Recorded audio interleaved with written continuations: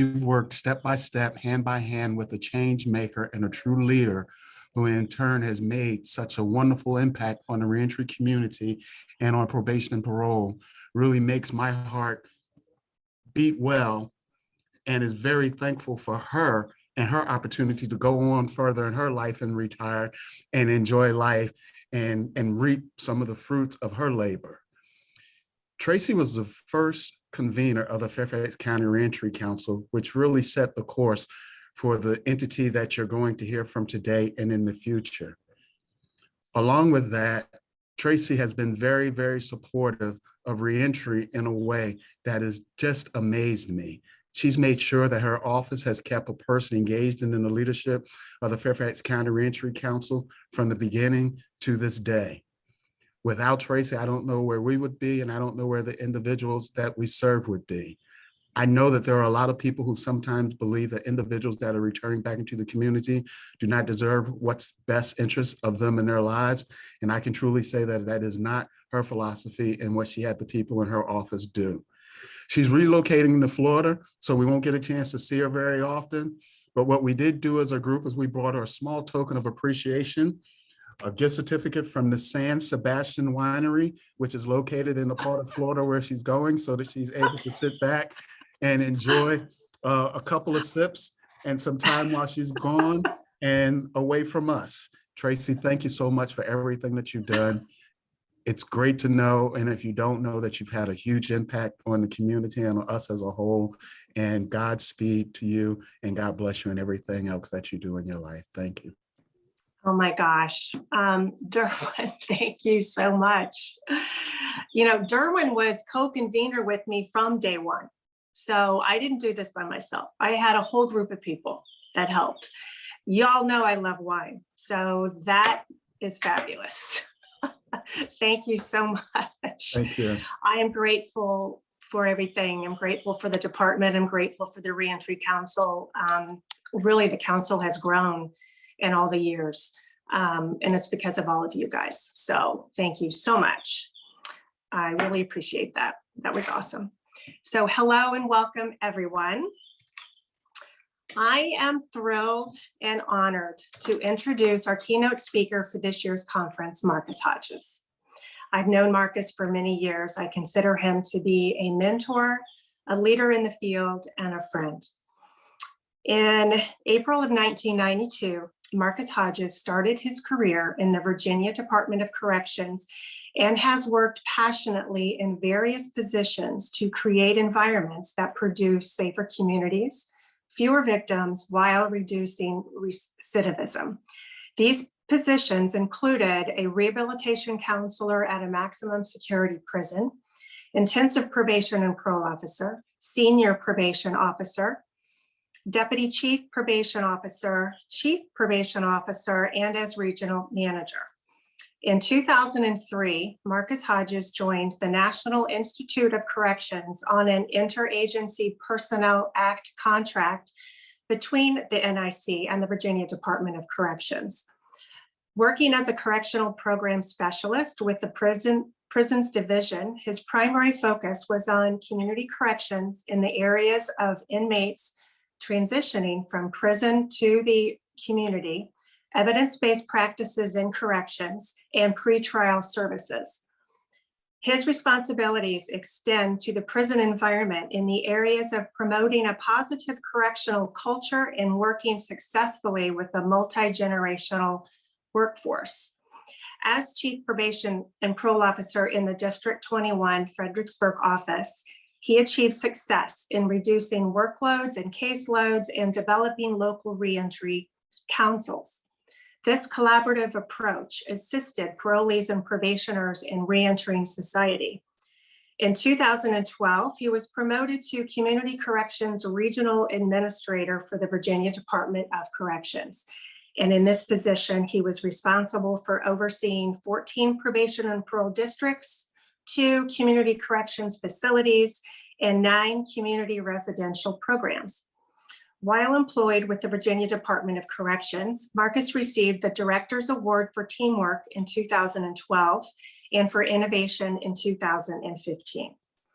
Then in March of 2017, he was named Associate Director for the Court Services Offender Supervision Agency in Washington, D.C.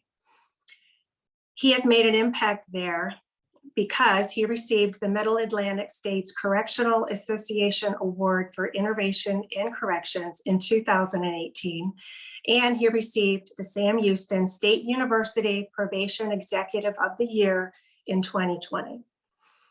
He has also served as president of the National Association of Probation Executives from 2014 through 2018, and he currently serves as a regional representative. He also assists in facilitating the American Association of Parole Leadership Academy and is co-chair of the Diversity Committee. Marcus Hodges holds a Bachelor of Arts degree in Sociology and Criminal Justice from the Virginia Union University and a Master of Arts in Criminal Justice from Florida Metropolitan University.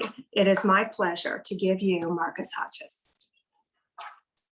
Well, look at there. That long, matter of fact, make sure that bio needs to go in the trash can. I mean, at the end of the day,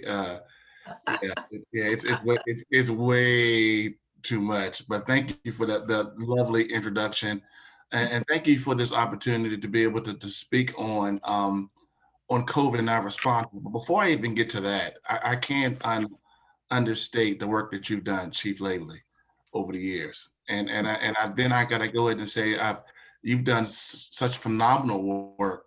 But this Reentry Council, and I was around. I was chief in Fredericksburg when we did Reentry Councils, and you see some Reentry Councils that have strength, and some have kind of died off, and some are meeting just to meet.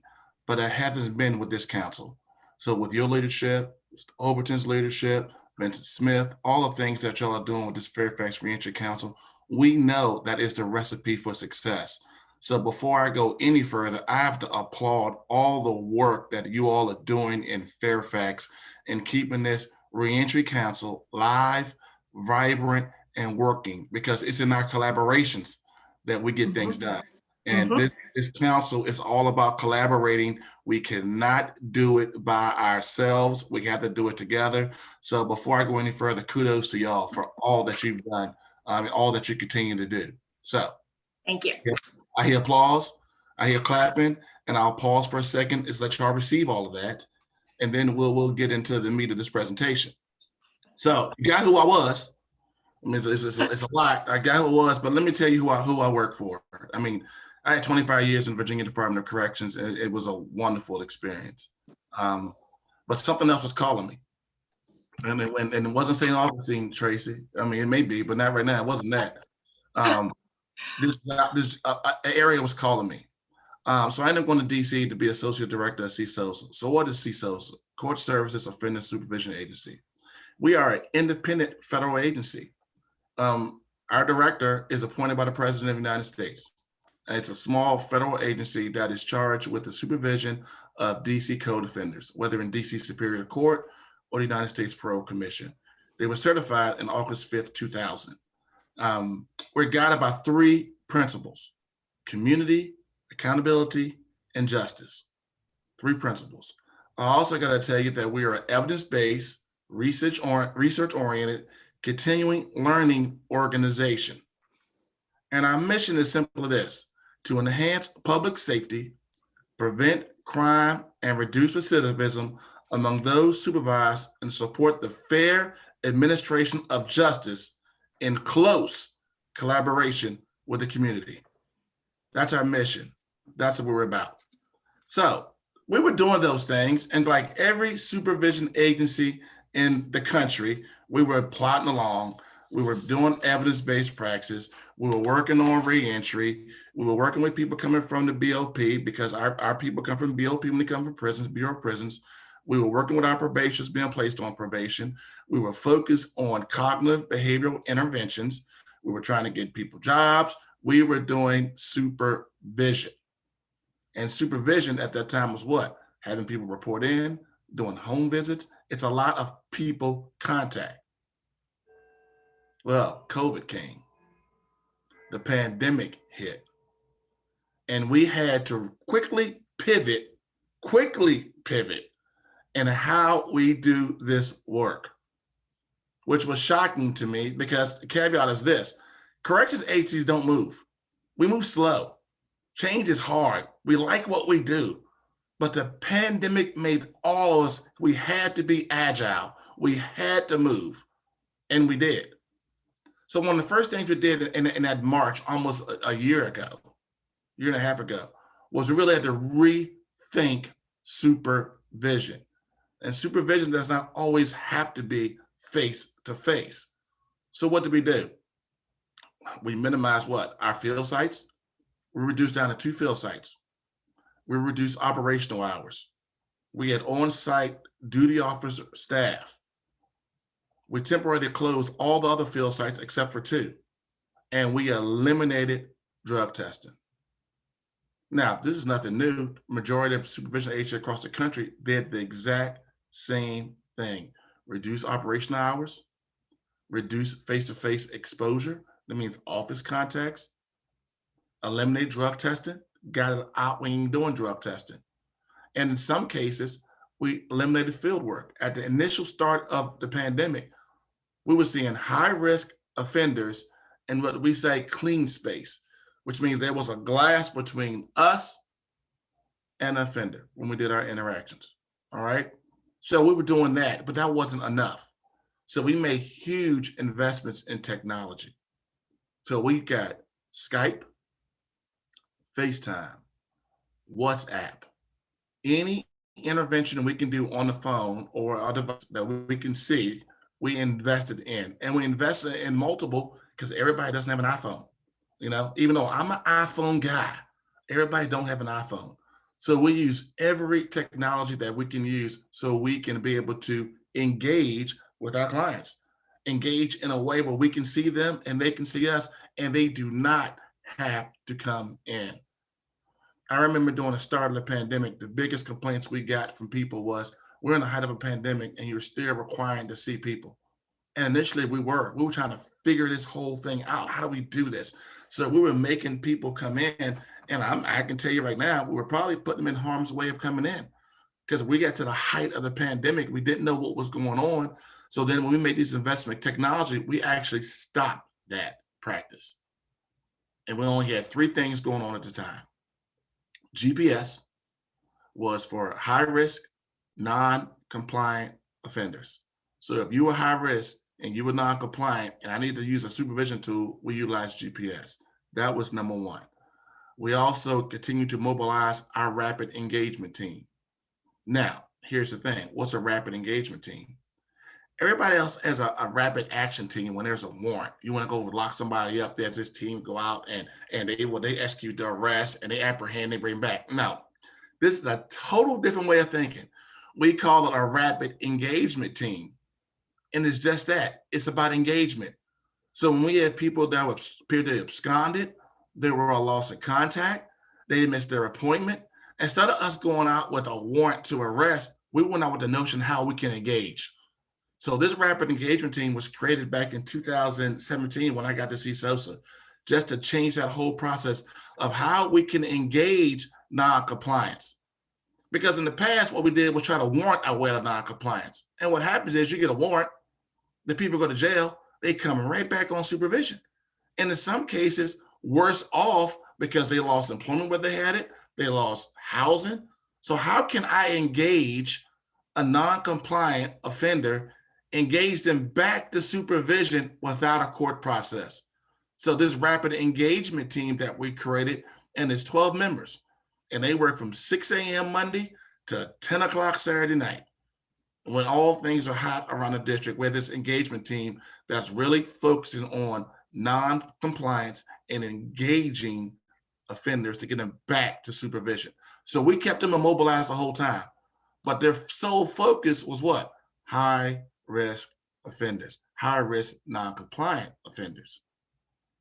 Now, we all know evidence-based practices. Evidence-based practice tells us that we need to focus on the highest risk. Well, it tells us that, but I go across the country, most agencies don't do that. They do it some. They do it in pockets. But do they really believe in the science to put all their resources there? I don't know. Even us, I can tell you, we teetered on that. The pandemic made us do that. Focus on high risk, once again, non-compliant. Because if you're high risk and you were compliant, we left you alone. We engaged you, we had interventions, we did all those things, but we left you alone. So that engagement was key. And then we also kept we have a monitoring and intelligence center, a 6-person team that does social media, it's intel, does a lot of those things. We kept that up and running because even during the pandemic last summer, DC had a very violent summer with a lot of homicides. So we kept the intel and the monitoring center up, we had GPS, and we had rapid engagement team. Those were the 3 functions that when the pandemic started in March, those officers didn't skip a beat. They were on boots on ground, doing the work, engaging with our offenders, placing people on GPS, and getting intel so we could share with our partners at NPD. All right. So that was our focus. Now, how did it work for us? Well, there's a couple things we learned about this. We learned that our offenders felt safer by our engagement. They felt safer by our engagement. I look at our contact standards, and we have contact standards that probably are highest in the country. And the reason why we have them is because we say we have the violence in the city, so we have to see people, we have to touch people. All right. But during this whole pandemic, we learned something. So then we started this whole notion of, since we have this technology, since we're using all over across all these technology surface, whether it's FaceTime, Skype, app, whatever what happened, we did a pulse survey. And we pulse surveyed our population on interactions, electronic interactions. So the first thing we did was did a pulse survey because I wanted to see how these interactions were going and how did our population that we're supposed to be serving, how did they feel about these interactions? We discovered was this: they were better. They were better. We had people tell us that they felt safer. They weren't coming into our lobbies looking around, wondering that if I leave here, I don't get shot. Or if I'm gonna run into this gang member. We also noticed that our interactions that our officer was having, they were longer. They were longer. I mean, the classic visit is what, 6-7 minutes? It doubled with the use of technology. Doubled in most cases with the use of technology. So we had this relationship that was built, that rapport that was being built. And then the other thing is our collateral contacts increased, meaning the wife, the parent, the girlfriend, the boyfriend, whatever it was, we had an increase in collateral contacts. Meaning in some cases, we were able to build a protective circle, a protective factor social around them of people who are pro-social that we engage with that assisted us in the supervision process.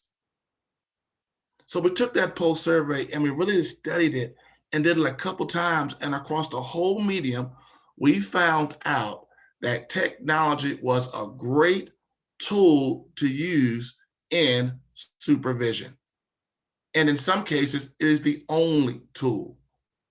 So I told you early on, we focused on high risk, non-compliant offenders. Those were the only people that had to come for a face-to-face. That's it. Everybody else, we saw through our technology, or we did field work. One or the other. They didn't have to come in. What we discovered from a compliance standpoint, that when technology was used and we had those collateral contacts, even if we had someone who was marginal at best, the rapport, the relationship was there and developed because of the conversations that we were having via FaceTime. And if you told me this pre-COVID, I would say, no, this is not it. This is not going to work. But it did. And it has been. It has been working. Now, does it work for all? No. Do all our offenders have devices? No, most do. The other pivot we had to do with our behavioral health clients, we kept their schedule the same. Meaning this, we have behavioral health clients that report downtown on a Thursday every time 10 o'clock, 10 through 3. We never change their time. Changing the time could be more harm to them. They had a routine, they understood the routine, and we kept that routine. So other than non-compliant, high-risk offenders and our behavioral health, everybody else was seen via technology. And that's what we did. Now, interventions. You can have all the supervision in the world, but if you're not providing some type of interventions or things like that, then I think you're missing the boat. So we quickly went to how we can put all our interventions, guess what? Online, through Zoom, through Microsoft Teams. How can we get a telehealth platform that we can do cognitive behavioral interventions online? We're able to pull that off. I can tell you, say it right now, there's not an intervention that we provided pre-COVID that we cannot do virtually right now.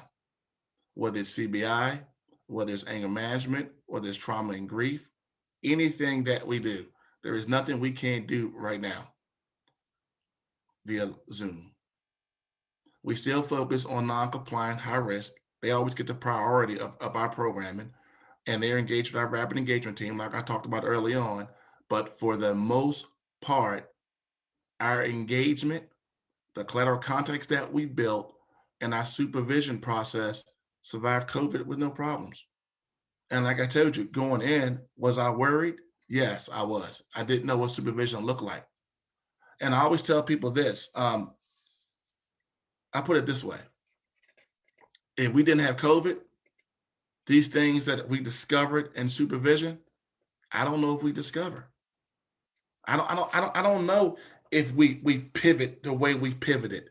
We all talk about it, but when you're in the heat of a fire and you're doing supervision and to try something new, when you've done it this way for the longest time, people just do what? They do what they're comfortable with. COVID made us uncomfortable. And when you're uncomfortable, you grow. So it's not just for CSOSA, it was for every supervision agency across this country. We had to pivot.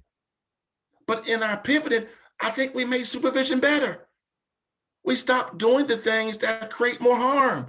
I am bringing people in an office for a 7-minute appointment across neighborhoods that they're beefing with. Do you really think we want to engage properly with that person when they're fearful of their life? No matter what the situation is.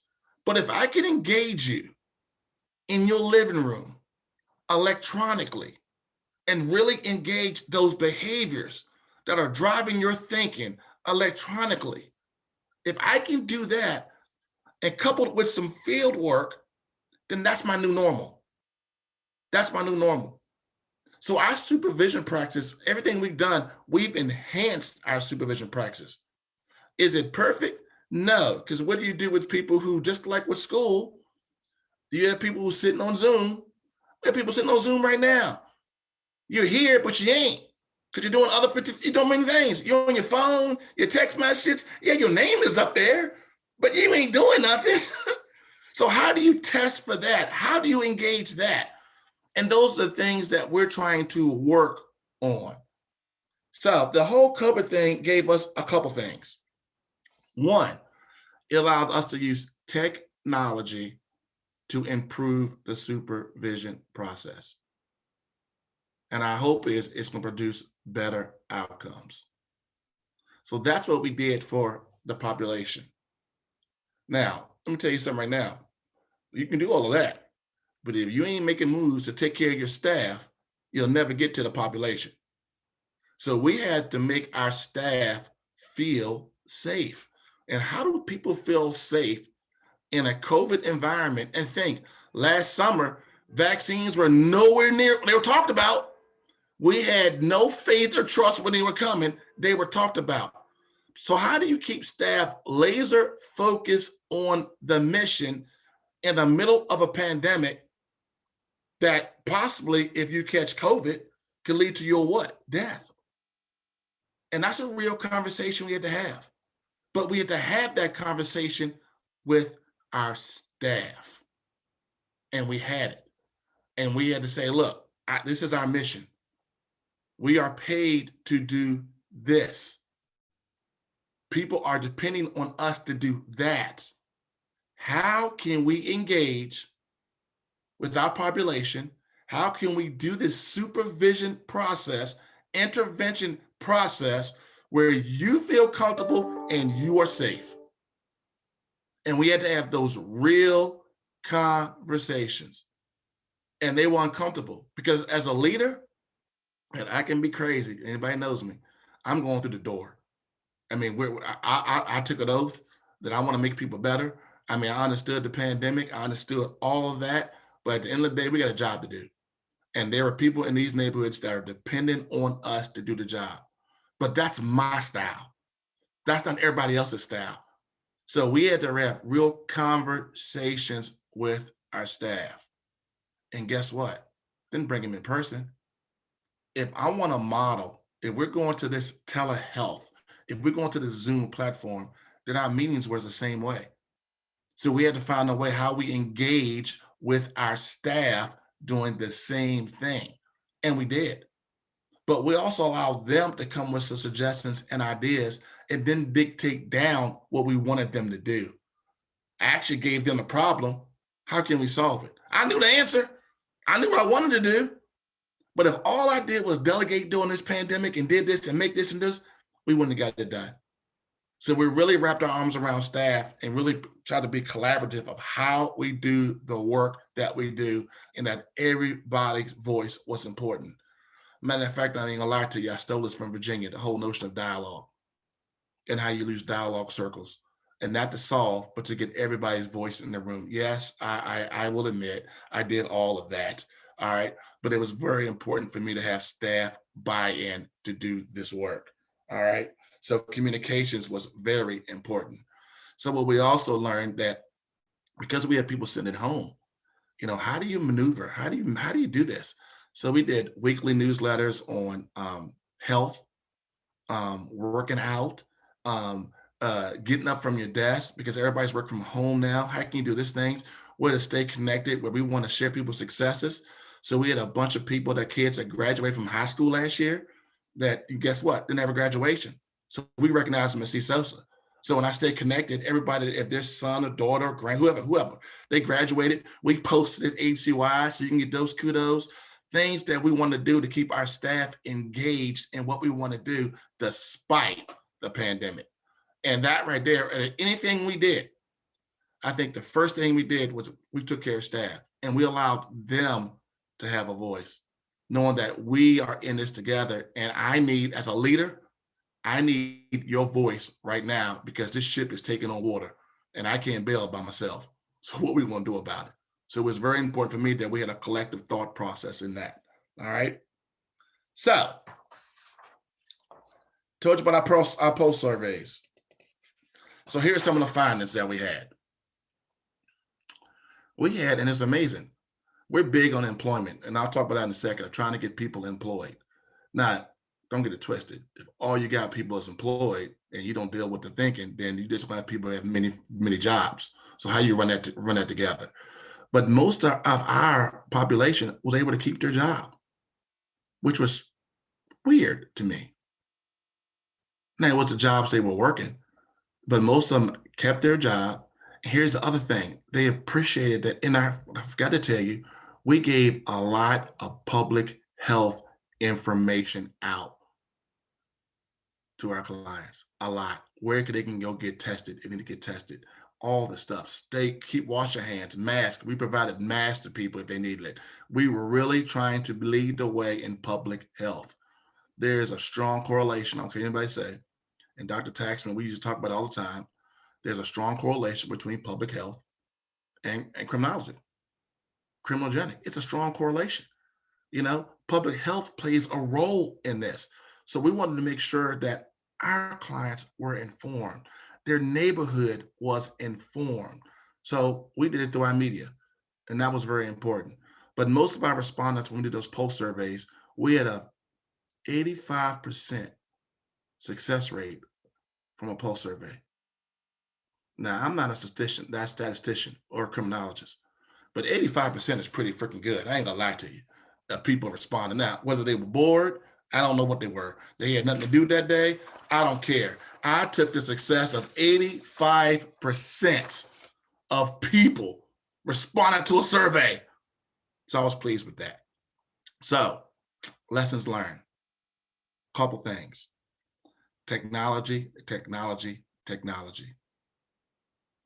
I wasn't afraid of technology, but I wouldn't put my toe in the water either.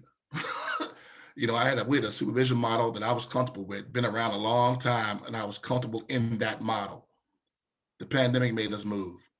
So, number one, you can't train enough. So even during the pandemic, you know, we trained people on our motivational interviewing. We had people trained in new intervention skills. We trained people in CCIS, core correctional practice. We trained people, we got a DRER now. We were always continuing to move and train people, all right? Flexibility. I had to learn real quick to be flexible because a COVID exposure set our staff off for 14 days. 14 days from a COVID exposure. And that can be 2 or 3 tiers down. You know, I mean, and we're still pivoting and moving now, but I had to learn to be very flexible in this environment, knowing that, you know what, we can be. And at times, I'll tell correctional leaders that we're a little rigid, and maybe we're too rigid. And I think that rigidity gets in the way of doing what's best. COVID couldn't do that. Third is be as exclusive as possible. And I'm a team guy.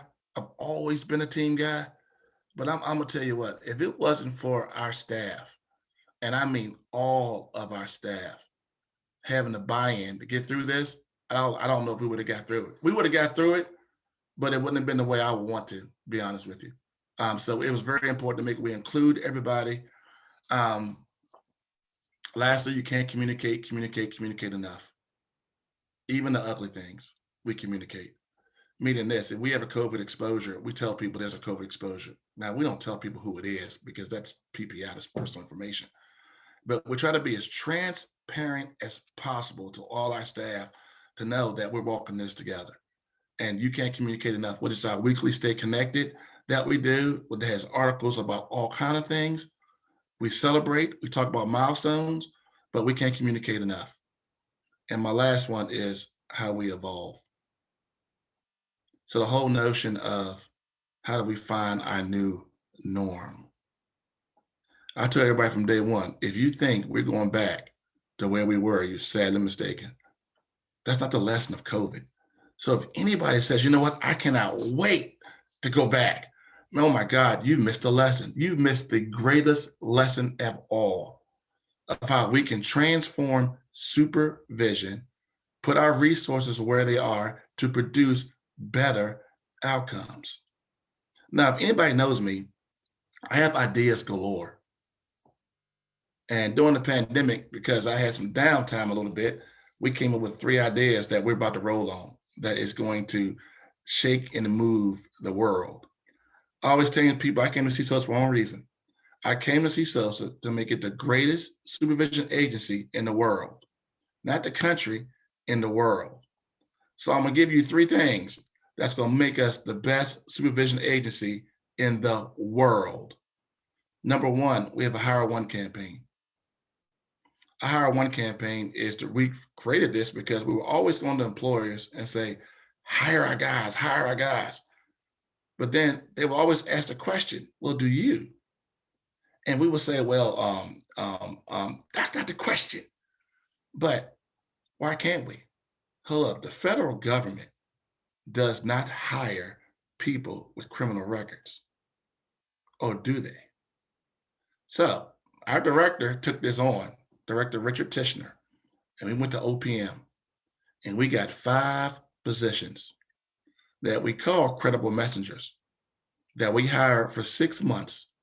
We provide them training in everything for any field that they want to go into. It can be extended up to a year, but their main thing is to use their lived experiences to be mentors while they're here, but also to gain enough training opportunities so when they leave, they can do any job they want to do. So we just hired 5. We hired one who's about to leave us, and now we just hired 5 more. And the one that's about to leave us is already doing some work for MORCA, which is the Mayor's Office on Reentry Affairs. The 5 we got coming in, we have one guy that wants to run a landscaping business. We're going to help him. We're going to take care of that. We have a paralegal who wants to be a lawyer. We have a guy that's into wellness and fitness, and he looks the part, so he's going to help me trim down while we think about his gym opportunities. And we have others, but the goal is not to give people the job, but the passionate career that all of us are trying to do. So that's our Hire One campaign, and we're really, really proud of that. The second thing we created was a day reporting center. Now, people be blown away. Marcus, a day reporting center? The evidence don't speak to that. Well, you haven't seen my day reporting center. And I just called it a day reporting center because I just chose a name. It is the only center in the country that has educational, vocational, and supportive housing opportunities. I get so tired of people saying, you know what, I want to change my life, but I can't change my environment. Well, I'm telling you right now, so you will be able to do that. A supportive housing agenda that leads to independent living. Educational opportunities, not GED in college, but everybody don't want to go to college. So through a skill assessment, what vocations are you interested in? So we partner with a vocational program that offers solar, landscaping, CDL, you name it, they got it. You get your skill assessment, we're going to get you over there. Once again, it's about the passionate career, not just a job to buy time. All right. So that's number 2, the expanded vocational opportunities where I can actually put you in vocational school and teach you a vocation, CDL, anything else. That's what we're trying to focus on. Coupled all of that with cognitive behavioral interventions, trauma and grief, behavioral health, and everything that else we have going on. If we're when we pull this off, we will probably be the greatest supervision agency in the world, but don't think we're stopping. So this whole notion about reentry, and I know it's about the COVID, reentry for me is this: how can I create an environment where our clients can thrive despite their circumstances? And we always talk about housing, we talk about employment, and then we talk about interventions. Well, the question is, we know the answer. Why aren't we doing it? So if the pandemic allowed us to be agile and move because we had to move, what is stopping a reentry council or anything else to moving to what you already know what the recipe is for success? We already know it. What's stopping us? So the pandemic for me, to close this whole thing out to get to questions, is we have to continue to push a supervision model where we are uncomfortable, because it ain't about us, where we are uncomfortable and we continue to grow. Because if we grow, the people that we're supposed to serve will grow as well. So those are my comments. I'm open for questions.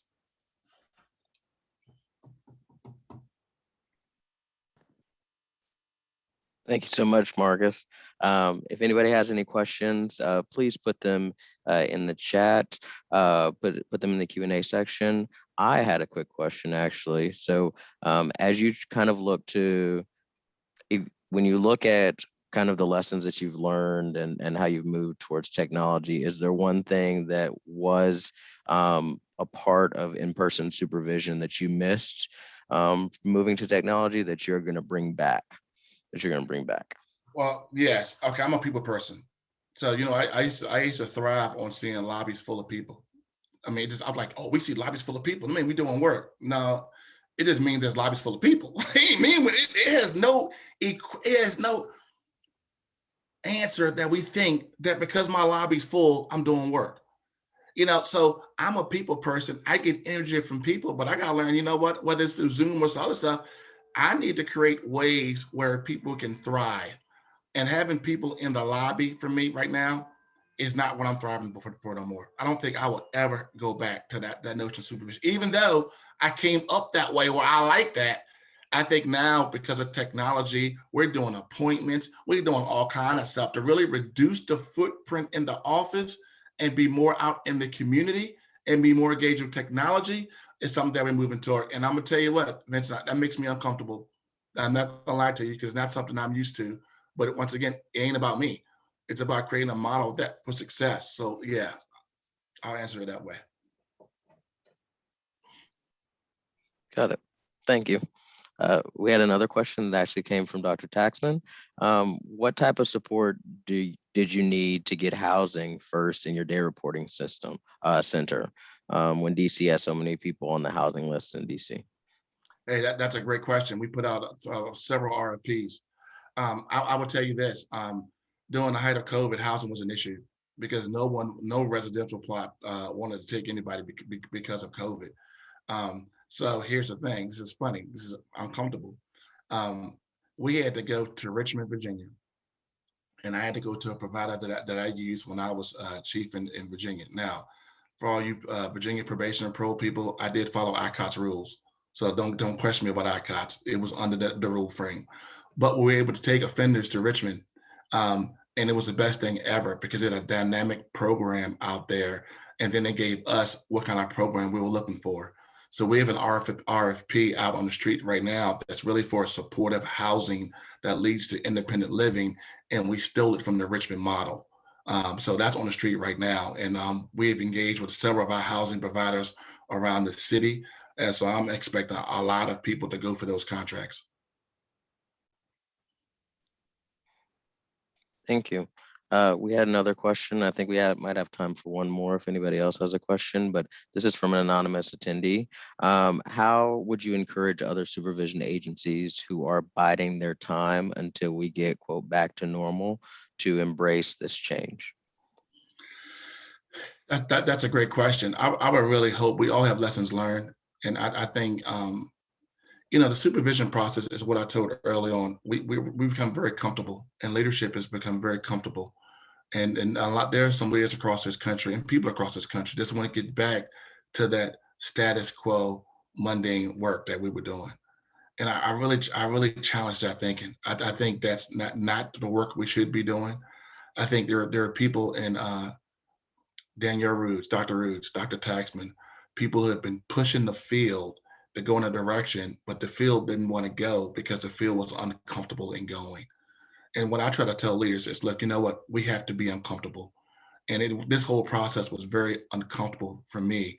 I would hope that anybody that does that or is thinking about doing that, I would hope staff would rise up and say, this is not the way to go.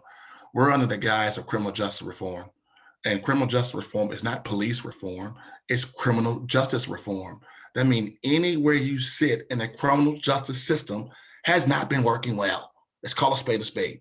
So I would hope that in this whole world idea of transformation, that we'll take lessons learned from this pandemic that allow us to produce better outcomes. I'm hoping for that.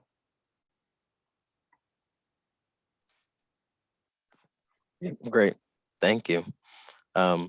Well, seeing no other questions, I'd just like to thank Marcus Hodges for taking the time to speak with us today. Really appreciate it. Thank you so much for just telling us a little bit about your lessons and kind of the things you've learned moving forward. So we really appreciate it. And we hope that people can take some of those lessons and apply them in their agencies. Hey, thanks for having me. Of course, of course. All right, with that, we'd like to go ahead and transition to the first panel of our Reentry Month series. So panel is entitled Reentry Services, Nuts and Bolts and Best Practices in a Virtual Normal. So I am the moderator, but I will just introduce people and then I will sit back and let the experts take over. So I have the pleasure to introduce Dr. Roods and Dr. Taxman. Dr. Danielle Roods is an associate professor of criminology, law, and society, and the deputy director of the Center for Advancing Correctional Excellence at George Mason University. She received her PhD from the University of California, Irvine. Dr. Roods is an expert qualitative researcher whose methods include ethnography, I will not pronounce that, but some type of observation, interviews and focus groups with over 20 years of experience working with corrections agencies at the federal, state, and local county levels, including prisons, jails, probation, parole agencies, and problem-solving courts. She is recognized for her work in examining social control organizations and their middle management and street level workers understand, negotiate, and at times resist change. Then we have Dr. Faye Taxman. Dr. Taxman is a university professor at George Mason University. She is a health service criminologist. She is recognized for her work in development of seamless systems of care models that link criminal justice system with other healthcare and other service delivery systems and re-engineering probation and parole supervision services. She has conducted experiments to examine different processes to improve treatment access and retention, to assess new models of probation supervision consistent with R&R frameworks, and to test new interventions. She developed the translational R&R simulation tool to assist agencies to advance practice. Dr. Taxman has published more than 200 articles and is author of numerous books, including Implementing Evidence-Based Community Corrections and Addiction Treatment. She is a co-editor of Health and Justice and Perspectives, a publication of the American Probation and Parole Association. And with that, I will turn it over. Thank you all so much for joining us. Thank you. Thanks, Vincent. Thanks for having us. We're excited to be here. I'm going to share my screen because we did a PowerPoint for today. Let me see if I can get it to, hold on. It's like the story of all of our lives, waiting for someone to share their screen. Okay, so thank you. I'm really excited that we're here. I'll save all the introduction because Vince already did it for me, so I don't have to say anything amazing about my colleague Faye or anything interesting about myself. Our presentation is best practices in a virtual world, and it actually follows Marcus's presentation really nicely. So Vincent, great job organizing.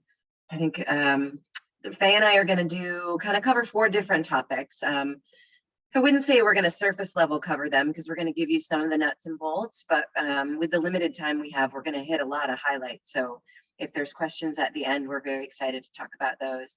We're going to talk a little bit about the language in the criminal legal system and a little bit about virtual supervision and treatment services, which is what I think tags on nicely with Marcus's presentation. I'm going to do those first 2 bullet points, and then Faye is going to chime in on some research that she's been conducting on probation length and conditions and working with low-risk people. So let me just start out with language. Hold on, let me just move this. I can't even see my own slides because your faces are in the way. I'm going to move you over here. Okay, so there's been a movement, and it isn't new. I think it feels new because we're in this sort of, I don't know, era of being woke. About how we talk about folks who are involved in the criminal legal system. And I think it feels like it's sudden, like it just sort of crept up and people are telling you now to use language like person first language. But it's actually old. It started in the 1970s with the disability rights movement and people working within that movement, trying to help people understand that they're people first, and then they're people that have disabilities, and really trying to understand that language that we use and how it matters. So Alexandria Cox, who is a scholar in the UK, actually published a piece pretty recently on the language of the criminal legal system, and she details some of this history, talking about how there's power in language that helps not only shape the meaning that we give to things, but also helps shape individual identities. And those identities can become stigmatized or fragmented or damaged through simple language, right? It's the old sticks and stones thing that they told you in school. Turns out it's actually not true. You know, sticks and stones can break your bones, but words will never hurt you. They actually can hurt you. And there's science to show that actually, they're actually very powerful. So in the paper, Alexandra Cox sort of walks through the disability rights movement and the way that they thought about person-first language, which would be taking the person and putting them before the disability, right? So it would be a person who is disabled instead of a disabled person, right? Putting the word person first means that you have to first see them as a human being, and then you can see them as a human being with some condition or with something that describes them, right? So it's almost like moving the adjective to the end instead of putting it before the noun or the pronoun. She also talks about how this idea of person-first language ran its way through the HIV and AIDS movement of the 1980s, and then through the patient right movement of the 1990s, where medical professionals were starting to think about patients as people, as opposed to just a person who now is coming into my office. And so even the removal of terms that we regularly use, things like patients or clients, in many cases has been replaced with the word people. They're people, right? They're people who I am servicing. They're people who are coming to my office, but they're people first. Cox says that it offers a perspective that interrupts assumptions. And this actually makes me think of some of what Marcus was saying earlier also, that COVID gave us a whole new perspective. And for all of the damage and all of the harm that we've been faced with during the pandemic, we've also been faced with sort of a reckoning to look at ourselves and the things that we do. And do we actually live in a way that speaks to our values? Do we actually see human beings as human beings? And so I think this idea of thinking about language is really important. Person-first language would destigmatize, right? It would take the stigma out of the conversation. I think that's right, but only if you don't put a bad label on the end, right? I could still say person who is a felon or person who is a criminal, right? It doesn't, person-first language isn't helping me there. I need to think about ways to make sure that the language is not condescending. And I need to ask myself questions about who's controlling the narrative. Am I the person who is in control of the narrative? Is it some system above me that's controlling the narrative? Or do the people that we now call clients or probationers or prisoners or offenders, do they get to control some of this narrative? What would they like to be called? Asking them and then using that language the same way that I can see on my screen right now. Vincent and I both have our pronouns, right? He's a he, him, I'm a she, her. I want to be called a she when you're referring to me using a pronoun. And I think in most cases in the world today, maybe not all of them, probably not all of them, but in many cases, people are willing to accept those pronouns. It feels weird. If I asked you to call me he, him, you would do it and you'd think, okay, I don't understand her, or him, but okay, there it is, right? I try to find a way to find that language. So shifting the terminology, though, does not necessarily shift the system. If you individually can do it, though, it's a small step in the right direction. There are some debates, though, I just want to point them out. There are some debates in the literature, and there are some debates in regular everyday life, right? So person first or identity first is one of those big debates. The person first movement would say person with a disability. There are some people, even within the disability rights movement, that want to claim the label of disabled. They want to almost reclaim it back and put that label first. Instead of saying person who is disabled, which is the person first language, they want to say disabled person. I own the label of disabled. I have a mental or a physical disability. That is my label I give to myself. So if I'm choosing that label, don't person first me, right? Give me my label first and then give me my person. And so there's some debate there. In criminal legal settings, there's also a debate among many different people about what language to use to describe people who have criminal legal system involvement. And there's a strong group that you may not know about.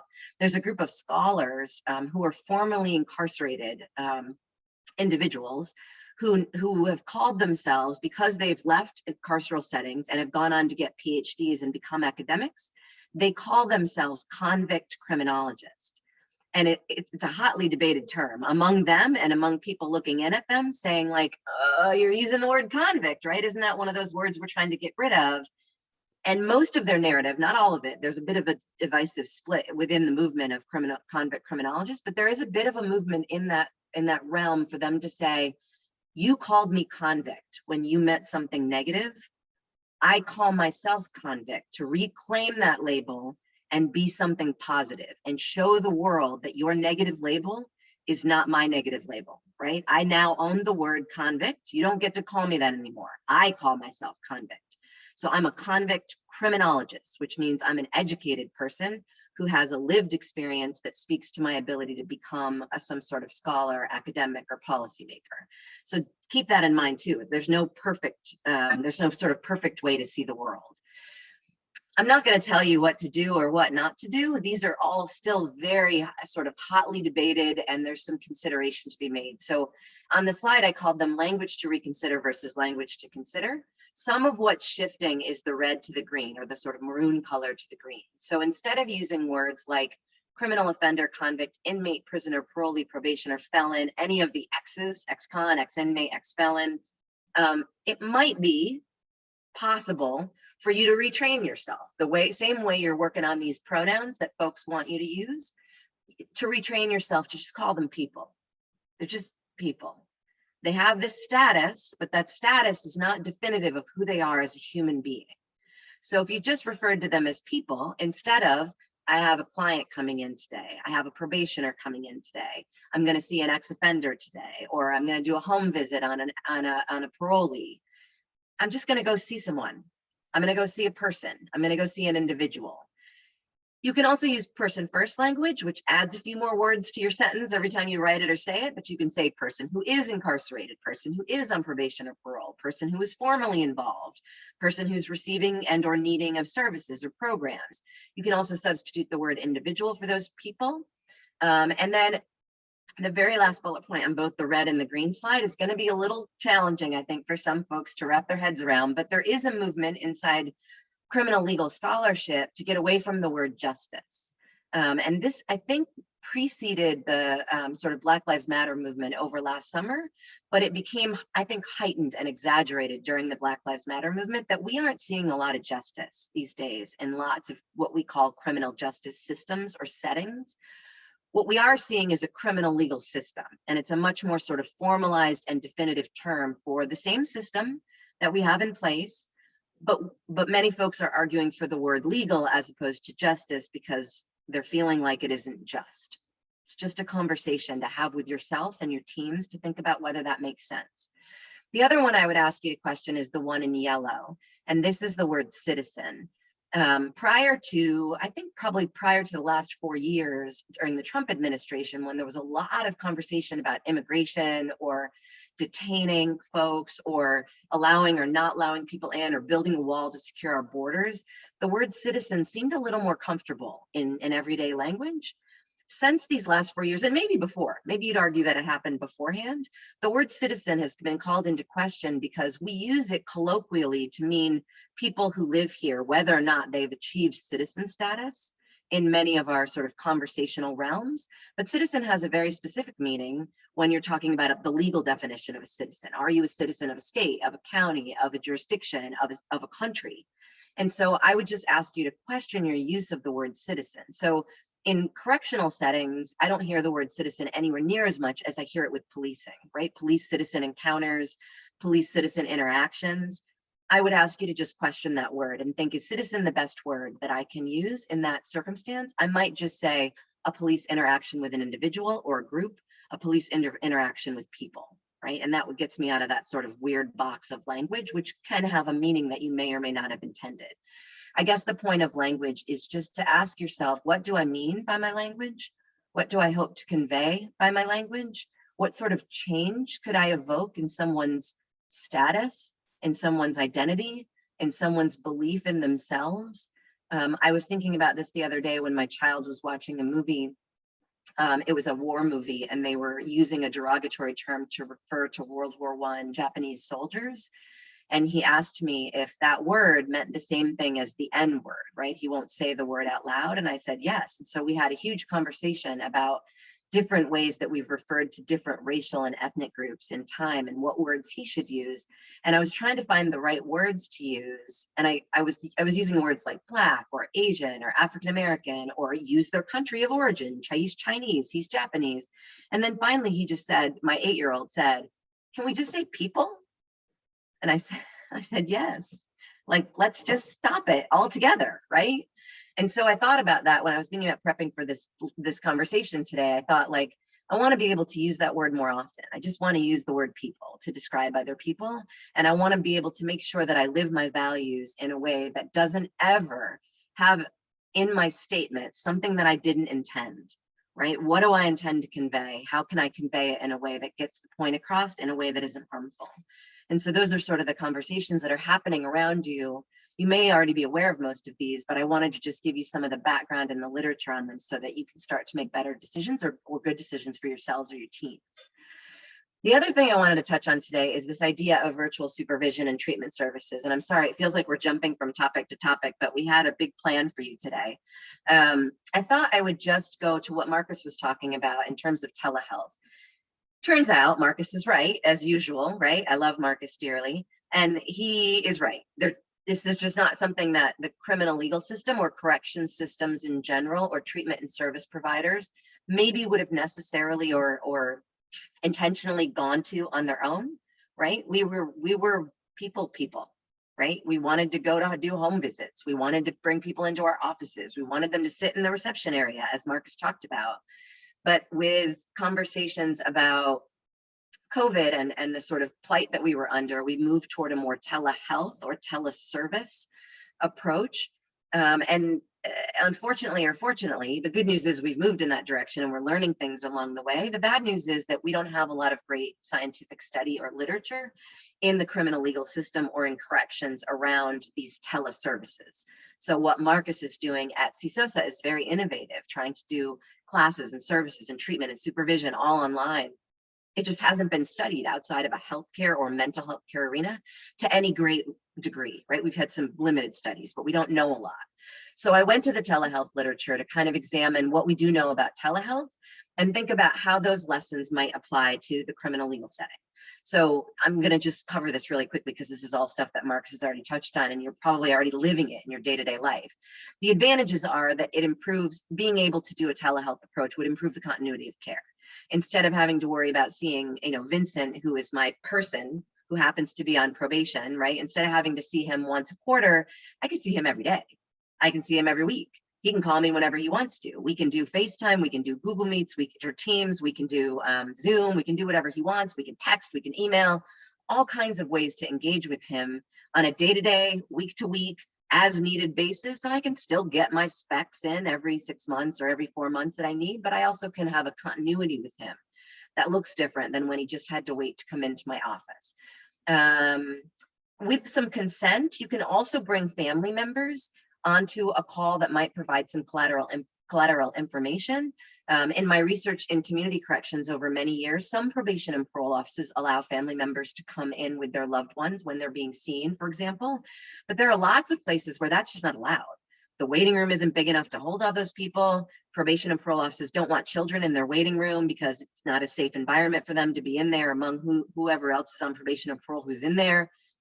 And so sometimes family members are forbidden or discouraged from coming into those environments, but yet during home visits, family members can often be hugely beneficial, not only to the probation or parole officer or to client services providers, but also to the family members themselves to feel connected to their loved one's supervision or treatment or service, and for the client, for the person to know my family member is in this with me and I have a very supportive team.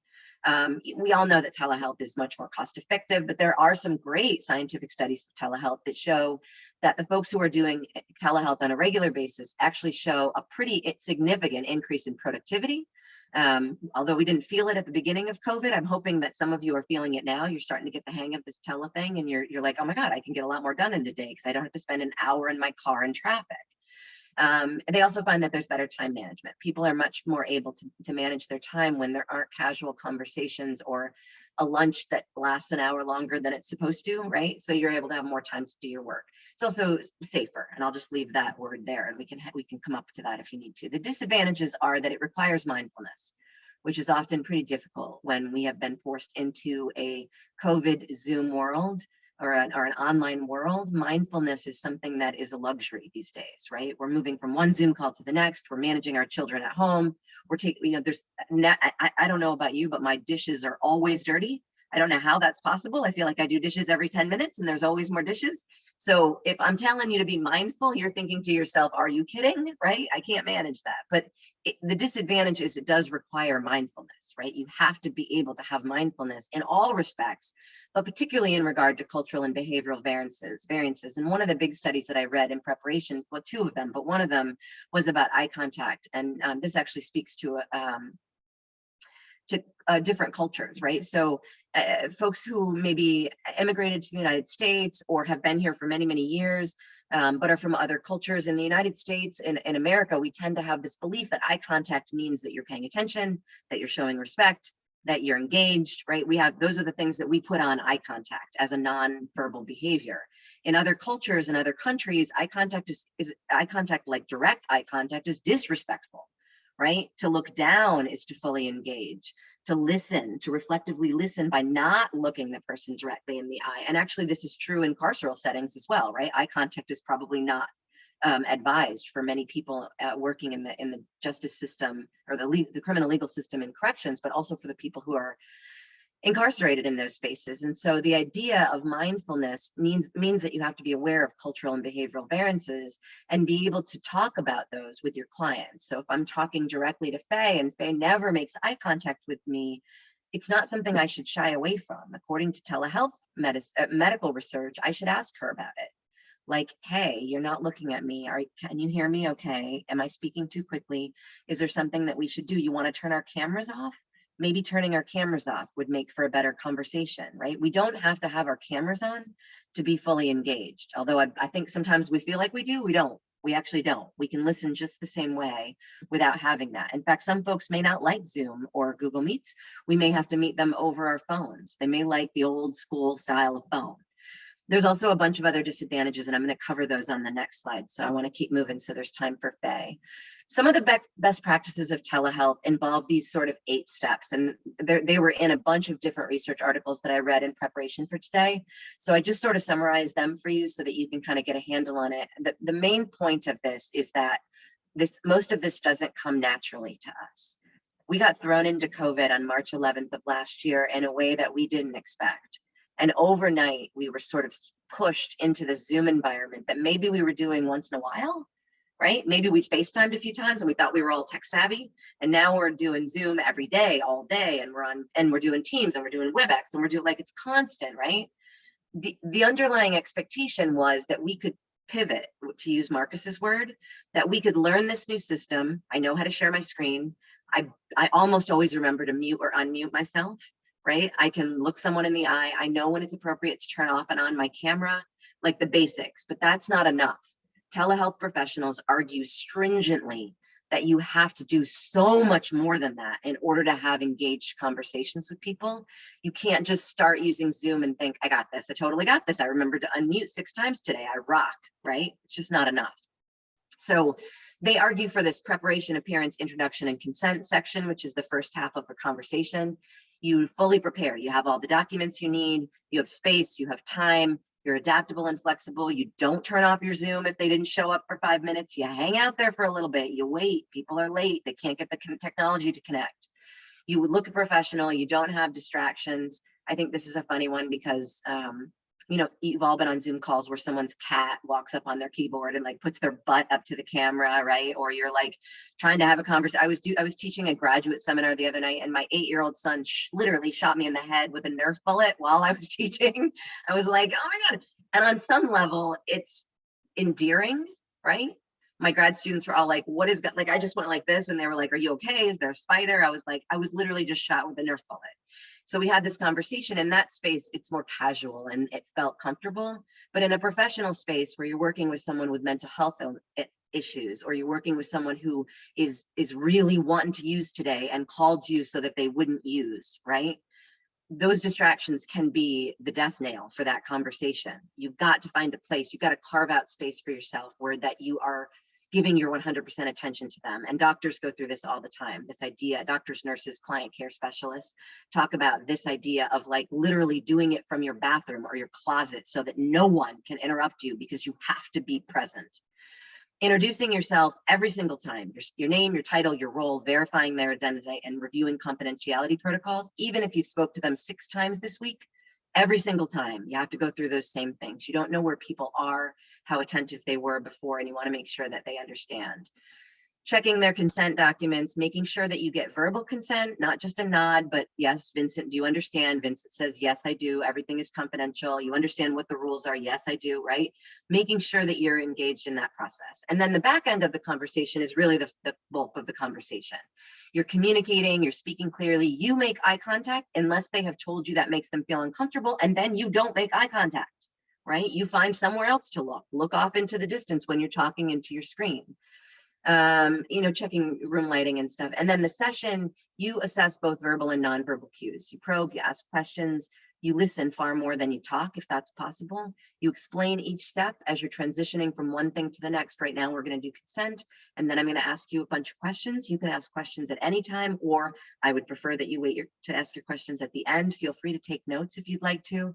If you're not capable, or if you don't have anything to write with, I'll take notes and email them to you later. Like, there's a bunch of ways that you can meet your client where they need to be.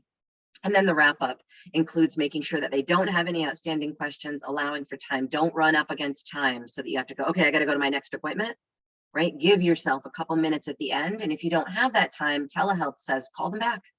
Schedule a time to call them back later that afternoon when you get a 15-minute break. Hey, can I call you back? I don't want to end like this. I want to make sure we're done. Can you give me 5 minutes later today? I'll call you back then. This is all the same stuff for the engaged training, but the point of this slide is to just recommend that you don't think that you're good at doing it just because you've been doing it. The telehealth literature largely says that this requires substantial training, that you can't just move from in-person conversations where the body language is completely different, where the environment is completely different, where the power structures are completely different, into a tele environment and think that you know what you're doing. With practice, and I agree with you, I would say, hey, I'm getting better at this, right? But better at this isn't enough. You have to understand all of the client nuances. And so the telehealth folks, including medical school training and training in nursing programs, have now incorporated simulated mock client tele sessions. Some of them are simulated with like avatars on a screen, and so you can do it that way. Some of them are live in person. So, Faye and I are going to do this, and I'm going to be the client, and Faye's going to start asking me questions about my need for services, and I'm going to start talking to Jesus. Or I'm gonna try to make a McDonald's order, or I'm gonna, get out my drug paraphernalia and tell her that if she doesn't come to my house right now, I'm gonna start using, right? There has to be this constant battle for technological advancement in ourselves, where we're constantly saying, am I doing everything that I can do? Am I understanding how to meet these clients where they are?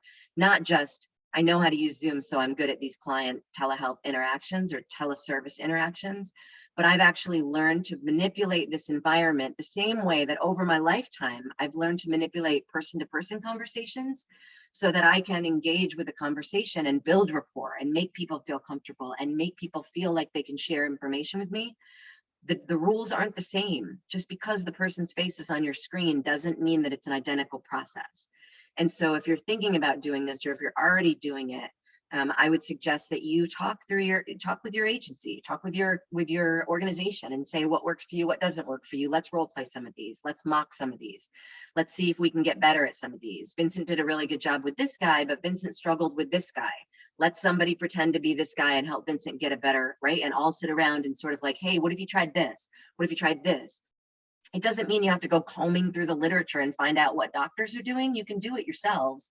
It just takes some very intentional planning to be able to make sure that you're meeting all the needs of your clients. In addition to that, there's all kinds of legal and regulatory and licensing rules about confidentiality that some of your agencies have probably done a really good job going through. Some of them probably haven't. And so it's important to make sure that you understand those. It might mean working with an attorney or getting someone to help you through those to make sure that you're not violating anything in this new sort of online world that we're engaged in, so that you're doing your very best work. All you, Dr. Taxman. All right, thank you very much. It's great to be with everyone this afternoon, and I just want to congratulate Tracy Lavely. I know that she is no longer on, but, Tracy was a good colleague and, always had the heart and soul of the people that were under supervision in her agency, in her mind and thoughts and practices. And then we heard from Marcus Hodges, also another icon in the field, really helping us rethink this question about what should supervision look like and what is it that we expect on probation supervision. I think what comes across to me from Marcus's talk, as well as reinforced from Danielle, is that we really need to be much more customer service friendly in terms of thinking about the person who is under the probation system supervision is someone that we really need to value, and we need to value the time that we have with people to make sure that the person is actually can succeed while on supervision. So my concluding talk for this seminar, and again, I want to thank OAR because of the awesome work that OAR does, but also because it provides another way of thinking about how better to work with people. But my concluding talk today is really about, this notion that we need to rethink supervision. Danielle and I actually this summer wrote a piece called From Mean to Meaningful Supervision. And the reason we titled it Mean Supervision, or I should say I titled it Supervision, is because, over the last 35 years, as we've had experienced mass incarceration, we've had mass supervision. And so we know now that about 20% of the adult population in the United States has a criminal legal record. We know now that about 1 in 30 or so people between the ages of 18 and 65 are on some type of probation or parole supervision. And so the experience of being on supervision is something that we should be really concerned about. And we went through an era in which we stacked on a lot of conditions, right? So the average person on probation supervision has around 17 standard conditions. This varies by state. There are some places where people have up to 35 conditions. So I should tell you that in my class that I taught on community corrections for undergraduates a year and a half ago, I actually required the students to have 17 standard conditions of the classroom, right? So the standard conditions were you can't have your cell phone out, you have to sit in the same seat every time, you have to be awake in class, you need to come to class prepared. Well, how long do you think it took for undergraduate students to violate those conditions?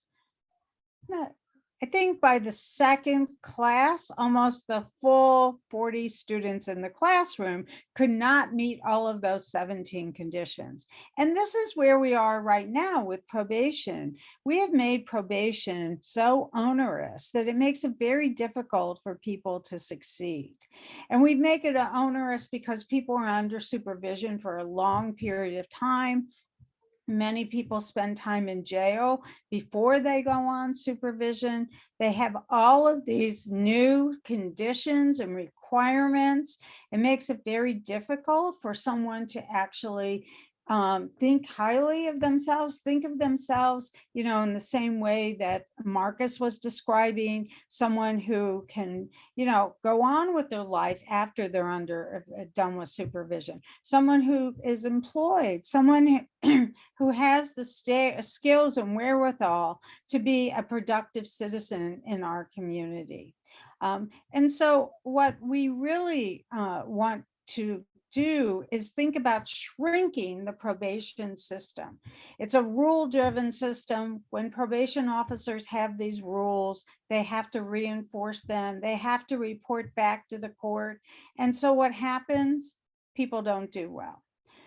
So one area that we really need to think about in this map from the Pew Public Safety Initiative illustrates that the average person in Virginia is on supervision for 24 months.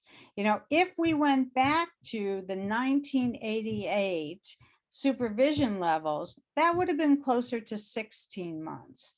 Right? So we've over time just keep expanding the reach of the criminal justice system or criminal legal system in such a way in that we're encompassing people into a system that basically is, you know, doomed to basically nail them, tail them, and jail them. The old saying that, you know, defined how supervision worked in an area of time when we talked about controlling behavior. So we need to look forward and we need to think differently.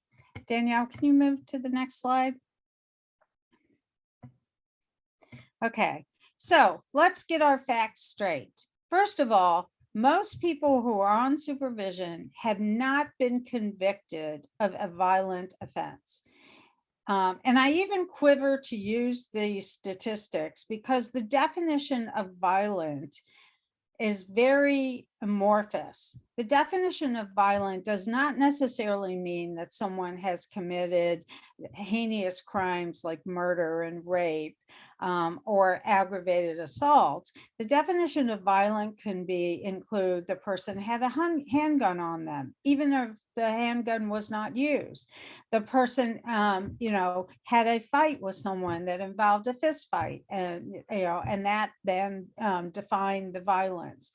So we're at a time right now where these terms and concepts that we've been spending our time on over the last 35, 40 years need to take on new meaning and really rethink what is violence.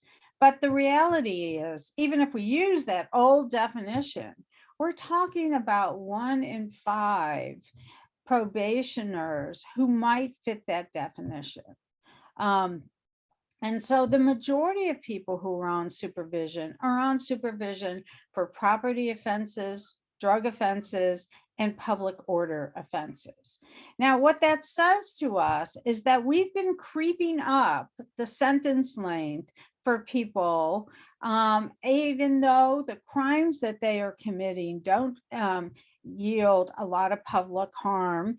People aren't necessarily hurt. We could define what that really means, but it really suggests to us that we need to be rethinking this notion about why should someone who has a possession charge for drugs have a 24-month probation supervision period?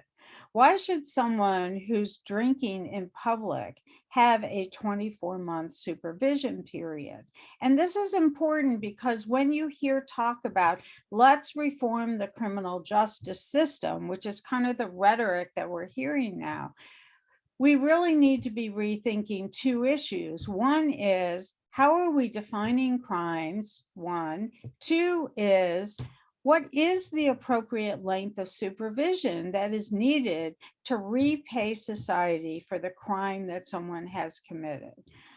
So although I can admit I am a fan of more rehabilitative orientations in terms of sentencing options, I do recognize the value of retributive options, which basically suggest that the length of the supervision period or the sentence should be equivalent to the severity of the offense. So we need to really think through proportionality here in terms of sentence length. We have overdone that in our period of mass incarceration, mass supervision, and mass criminalization. So that's point number 1. Point number 2 is that of the people who get placed on supervision, because of all of those different types of requirements, we basically find that about 1 in 5 are returned to prison because of a failure to actually do well on supervision. So we are creating a cycle here by which people are going through the criminal justice system and keep going through that loop here again. Now, that's important because that basically says to us that the criminal justice system may actually be creating harm from a public good standpoint from all of those conditions and requirements and demands on individuals. Now, we heard some really interesting remarks earlier from Marcus and Danielle and Tracy about how we can soften the touch, how we can be more people-centered in terms of our supervision requirements. But the reality is that right now, the more requirements people have on their back, it's really baggage, the more likely people are to not do well on supervision. So we really have to begin to rethink this notion. And a former commissioner of probation in the state of Massachusetts has basically taken a very strong stance. And his stance is that no person should have more than one condition of supervision. They should start out with one condition. If the person doesn't comply with that condition, then we should start thinking about adding on restrictions, liberty restrictions, controls on that individual when that person doesn't do well. But why start off with a heavy bar that makes it very difficult for people to be successful? And so, you know, that these are some really important reform ideas. It's going to take the public to begin to really ask the question, you know, is that the right type of sentence for the types of crimes that people are committing? And remember, the majority of crimes people are committing are misdemeanor crimes. Next slide, please. So back on this issue about technical violations. So the mean supervision concept is this notion that people have so many standard conditions. And so what happens when and special conditions. And so what happens is that people don't do well, right? So in this particular chart, we can basically see the number of people that go from probation to incarceration because they're not doing well. So the yellow bar that has almost 99,000 people on it under the probation section, that basically indicates people are going back to serve the rest of their sentence, even though they have a new offense, no new offense. Now, this basically is an indicator that our system isn't working well. Right? Nearly 100,000 people in a year return to supervision, return to incarceration because they cannot do all the requirements that are asked of them. And, you know, what we also know about supervision is that unfortunately there aren't enough services, job training programs, housing supports, all the things that Marcus talked about on his 3 list, which I loved. But, you know, but all of those things are not commonplace. So what we see here is that revocations, return to prison, occurs because we have actually set up the probation system to fail people. Now, we don't want an education system that fails people. We want an education system that promotes people. We don't want jobs that fail people. We want jobs to basically help people succeed. So we need a supervision system that actually does the same. The focus should be on strength-based. The focus should be on helping people retain their citizenship in our communities and really helping the individual to use this period of time that they're on supervision for their betterment. Next slide, please. Okay, so what do we need to do to change the probation system? There's been a number of different reports out. The first, the first aspect that people talk about is reducing the length of supervision, right? So that's that 24 months. Todd Clear, my former professor, an icon in the field of corrections, he basically says, go back to 1988 levels. That was, you know, at the beginning of sort of the war on drugs. So if we go back to 1988 levels, first of all, we'd be done with half of the people who are on supervision. So we'd be able to cut those roles, which allows probation officers to focus their attention on people that had more significant needs and to focus their attention on providing scarce services to those individuals. So the first issue is we should reduce the length of supervision. The second qualification for changing the probation system is that active supervision should really be for those people who are higher risk. Now, we haven't talked about this, but I'm going to tell you a little secret. The term risk here does not mean dangerous. That's not what it means. But yet when we hear that term, we think of it as being the person is dangerous to themselves, to society. But that's not how the risk assessment tools that are used in most probation and parole systems actually define risk. Risk is defined by how many bites of the apple have you had in the criminal justice system. And the more times you've been arrested, convicted, gone to prison, the more likely you are to be considered higher risk, even if your crime was loitering or your crime was shoplifting from CVS for something that was worth about $20. So, you know, our notion here is that we really, one, have to redefine risk because risk is not dangerous. And so we send the wrong message when we label people as higher risk. But more importantly, when people have needs that affect their ability to be successful, that affect their likelihood that they're going to be involved in the justice system, you know, these are the types of things that we should define as people who should be eligible for active supervision. And we should be thinking about other models for people that have to do with those who are not having, do not have as much risk. Risk here again, being the old definition of having lots of bites at the apple. The third part, and you've heard me say this, but I'm going to say it so you can really understand how important this is. We need to limit the conditions.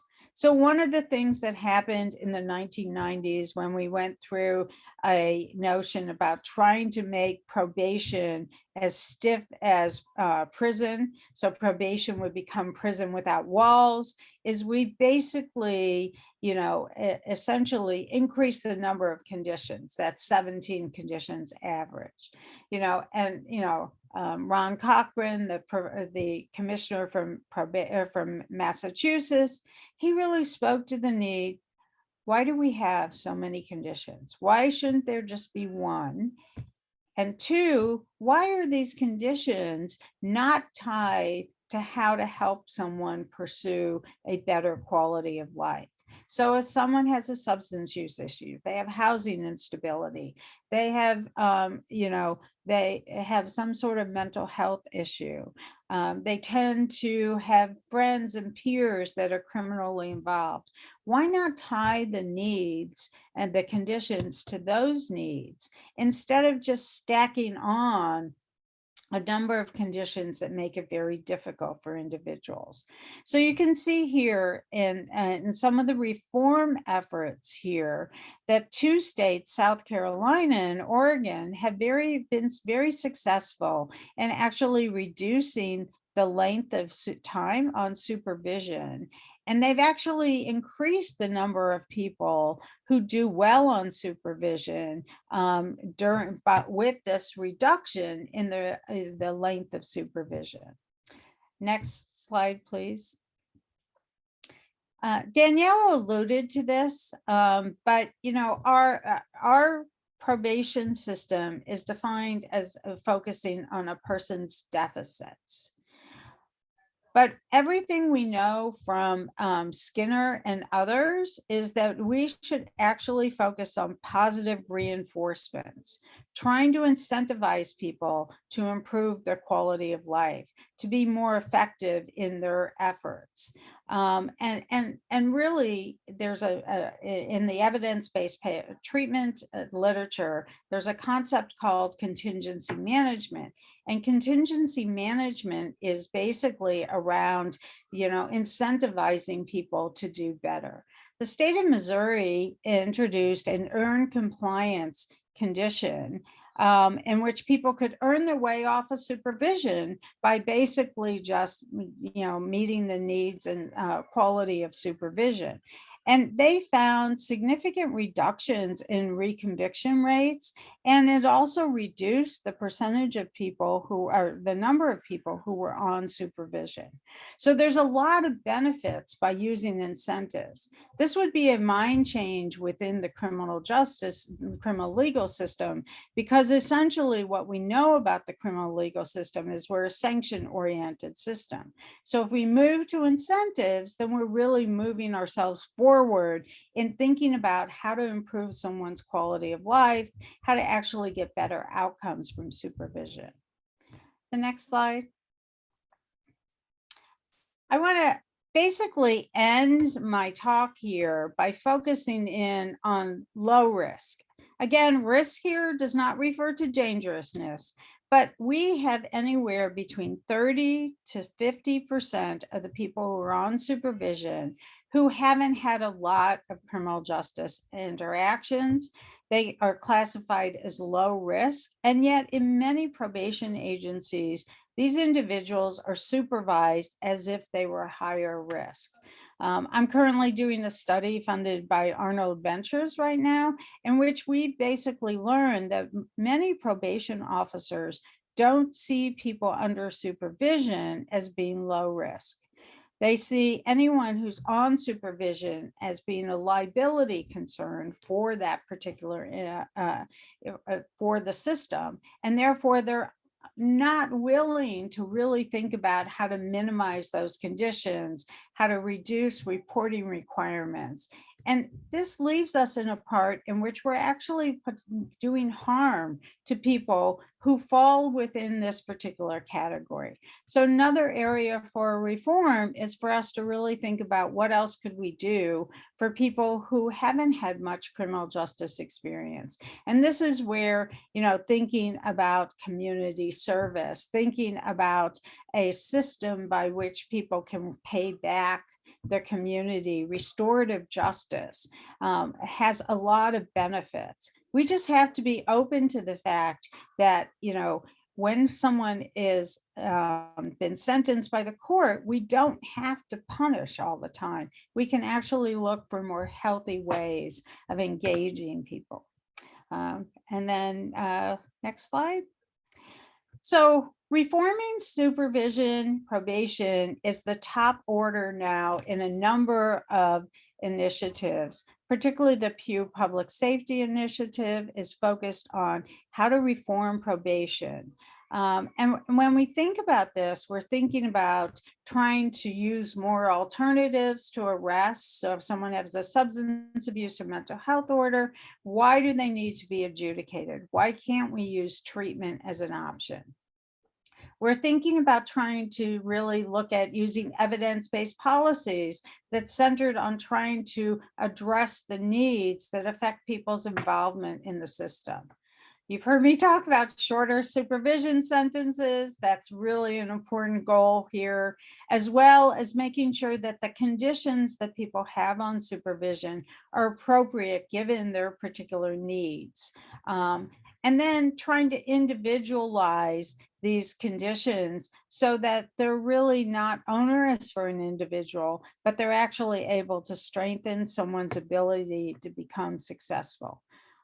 Most importantly, these reform efforts are really designed to cut the probation to prison pipeline that occurs. Most of us don't think of this as how probation works, but in fact, it is how probation works. So you had a laundry list today of reform ideas. Shrinking the criminal justice system is probably one of the most important. And I look forward to your questions. And thank you again for allowing me to give you some insights. Thank you. Thank you so much. Thank you, Dr. Roots and Dr. Taxman, for your time. We really appreciate it. So anybody can please submit your questions in the Q&A section of the chat. I had a question from somebody anonymously when they said under the incentives slide, a point said that the main concern that is that, quote, we shouldn't pay people to do what they should be doing. How do you address that concern? I'll start and then Danielle can add in. So that concerns comes from our notion that we're punishing people instead of using probation as a period of time in which people can grow and develop well. And so I think when people say that, it's because they want to punish people. And I think we have to be really clear that the goal of supervision should actually be to help someone improve the quality of their life. And that, our focus shouldn't always be on sanctioning people.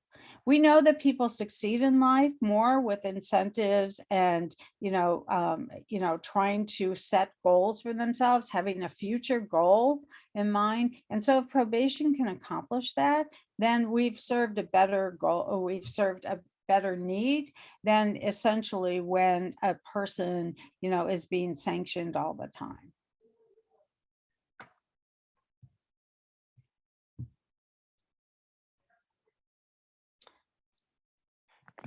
It's great. I had another question. How would you encourage and foster a relationship with the regional jails to aid in pushing this initiative in our communities?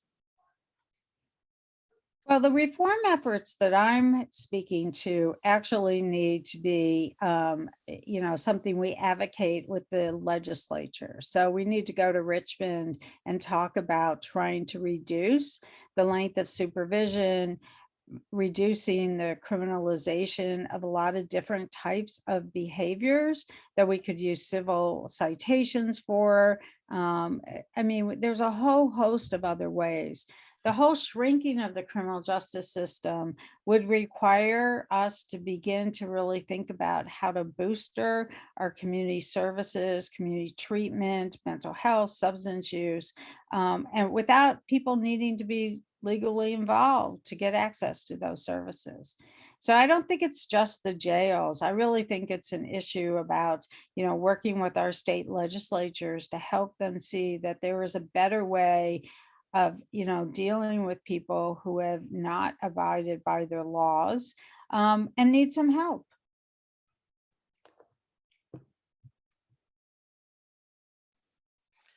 And I had a follow-up in kind of looking towards reforms. Have you seen just kind of the pandemic itself helping push those reforms forward, just as people are looking to drive down incarceration rates? Or do you think that this has just been a push that has been consistent and that the pandemic didn't alter? Danielle, you want to try, or you want me? I think there's substantive changes that people see as a result of the pandemic. One is I was listening to a panel, and a judge was talking about how the people before him were more relaxed through Zoom than when they show up at court. And so he basically said, I didn't realize how tense people were to have to go into the courtroom, wait for their court hearing, appear before me at all. And I think those eye-opening moments are enough to help people sort of say, okay, we maybe really need to rethink how we do business here. So I think there's opportunities. I'll be Marcus Hodges and say, I think people are learning that we need more flexibility. And also, you know, we're at a time in which people are talking about how bloated, how unjust the system is, how much it harms people. All of those feed into an environment in which people can basically think, okay, we don't need to be as, you know, as mean, to use our term. We can actually be meaningful in terms of how we think about dealing with crime issues, and also how we think about dealing with, you know, systemic racism and some of the other factors that affect how our system got, the justice system got so bloated. Awesome. And then shifting gears, I had a question. Dr. Ridge, you mentioned that just kind of the literature wasn't kind of robust in how telehealth practices in the virtual space are like put on probation and supervision. Are there resources that, as people continue to have to do for virtual supervision, that you would point them to not necessarily be evidence-based, but more kind of informed just through evidence? I mean, there's a good sort of cadre of literature in health. It just hasn't been applied to criminal legal settings. I think there's a good amount of transfer that you can make from one setting to another, but we've seen this in other places where we've tried to take, Faye mentioned contingency management, for example, which is an evidence-based practice in substance abuse. But when we try to use contingency management in correctional settings like community corrections, it doesn't work the same way, right? You can't just take an evidence-based practice out of one realm and say it's evidence-based, so it works evidence-based everywhere. Like you just move it over and you're like, oh, we got this. It doesn't work like that. And so I can definitely share resources on telehealth and what we know in the medical field, sort of physical health and then mental health, and how we've been able to make those. I'm not gonna go as far as to say it's evidence-based. There is evidence to suggest that there are good things to do in that realm, the practices. I have not seen any super robust randomized controlled trials, right, where we have patients who are receiving telehealth versus and with the same symptom, like a comparative sample, we're able to say it works better to do it this way than that way. I have not seen that, but that's not my area of research either. I could certainly go looking, and Faye may know of some in that realm. But when we take it out of there and move it over into correctional settings, there's an entirely different dynamic in play, right? The entire medical field is built on the back of care. That relationship is a care providing relationship between you and your doctor or you and your therapist. Probation, for example, is not, I mean, if you learned anything from Faye's presentation, right, we're clearly not doing that well. Not to say that Marcus and Tracy aren't, but across the country, we are not. It's built on this idea of protection from harm. And when you try to take a client-based method of building rapport and providing care and move it into a space where the power differential suggests you're the bad guy and I'm your supervisor, I don't know that you can just take the technology and transfer it over into this space and say, there we go, we did it, it works. So I can provide you what I know in the medical field, but I think as a correctional field, not just corrections like probation and parole, but the entity of corrections, so problem solving courts and organizations like OAR and other places where they're doing this work, I think we would need pretty significant and prolonged, probably longitudinal study to see if it's actually, if there's some evidence there to support what parts of that practice work, what parts are actually causing harm. It would be, you know, research is always about 10 to 13 years behind where it needs to be. I'm sorry, we're slow. It takes time to do the work. It takes time to figure it out. It takes time to get money to do the work. Like, we do the best we can, but we aren't keeping up with y'all. Y'all just moving faster than we are. No, we just take our cues from you. We're just learning from you all. We're just learning from you all. No, you do it for a while and then we study it and we find out this worked, this didn't. And then you're mad at us because we told you that part didn't work. And you're like, I knew it all along. This other part works really well, right? It's like, it's a love-hate relationship between academia and practitioners. It's a good place to be though.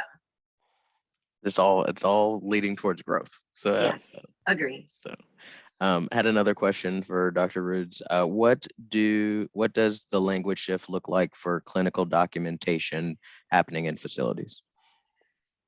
Not at all. So far, I have not seen any by facility. I want to make sure that I understand. By facilities, do you mean agencies, or are you talking about institutional facilities like prisons and jails? So if the attendee wants to clarify their question, they're welcome to. I want to make sure that I address it properly. I will say jails probably for them. Yeah, but if they not at alter all. it, then okay. Not at all. They still refer very strongly using words like prisoner, convict, offender, inmate. Inmate is probably the most common in the prisons and jails that I go to. We use the word resident when we write because it takes up less space on the person who is incarcerated. Is not only bad language, it's also 4 extra words in a manuscript or in a report. So we use the word resident when we're talking about folks who are incarcerated. And I often use that word. I'm so used to it now that I use it when talking to correctional folk. So I was having a call last week with a state system where I want to do some research, and I kept using the word resident and he kept using the word inmate. And then at one point he just stopped me and he said, "What the hell's the matter with you?" And I was like, what do you mean it's the matter with you? He's like, "Why are you calling them residents? They don't like pay rent here. They're not dwellers, right? They're incarcerated." And I was like, okay, let me just like bear down, right? So I was like, look, I'm sorry. I'm not insulting you. I'm not judging you. Your word is your word. This is my word. Like, we have to be able to manage this. And so I told him I would interchangeably use the words if it made him feel more comfortable in our conversation. But when I write and when I talk, I'm going to use the word resident. It feels more forgiving to me, more like I'm a resident of Virginia, right?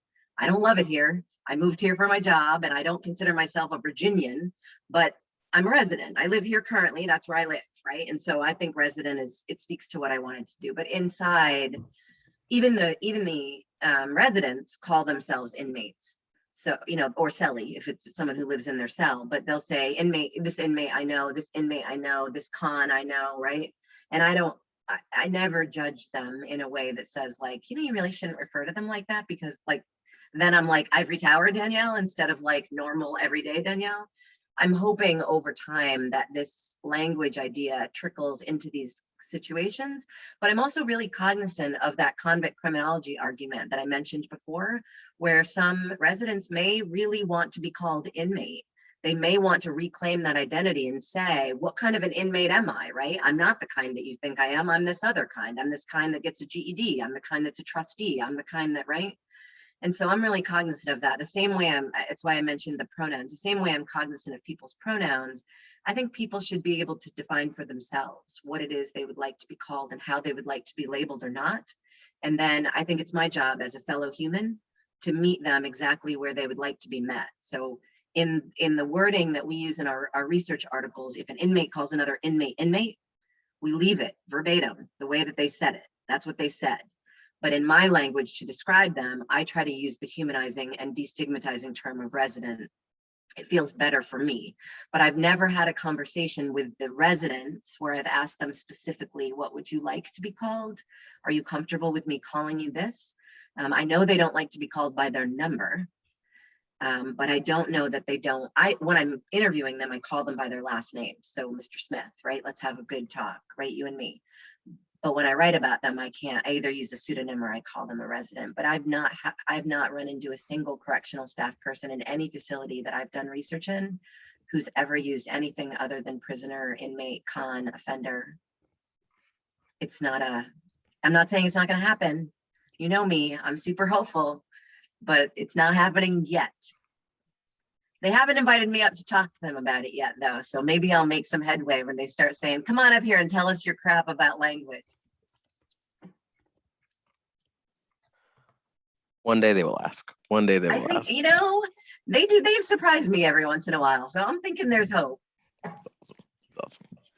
Well, I know we're close to time, so I don't know if either of you had any final thoughts. There's no more questions, so I guess we can just wrap it up there. But if you all had something that you would want to end with, we'd love to hear just kind of your push for us moving forward as we continue to do this work.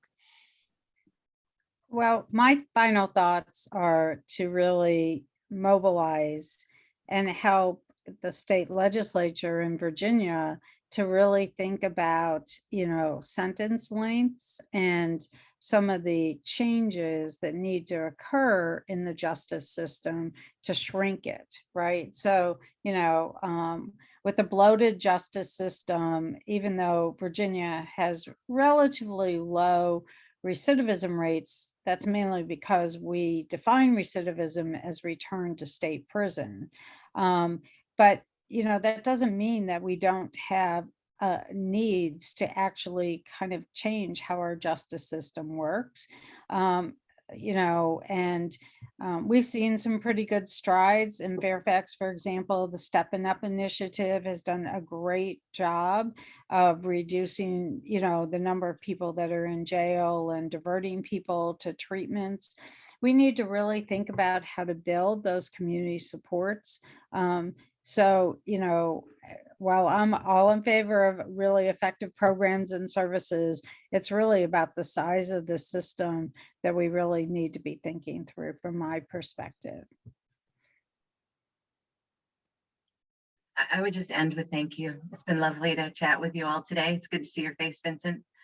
It was great to hear from Marcus. I apologize, I was a few minutes late. But I really appreciated the invitation, and I'm going to speak for Faye now, because I know that we will come back and see you anytime you like. Anytime you have any questions, you know where to get us.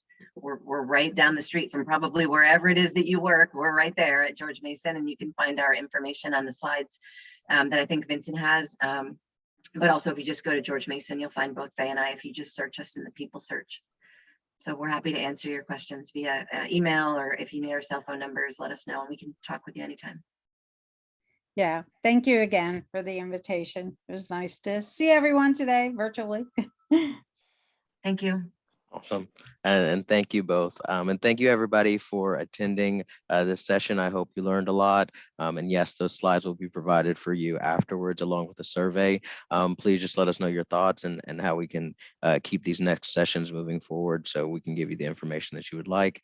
The next session will be Thursday at noon, just looking at virtual services and how people continue conversations about how people have adjusted both in the CSB and in the Fairfax court system, and just kind of how they adjusted from their perspective and lessons they learned and things they're going to take forward. So really looking forward to that. And I hope you all join us then.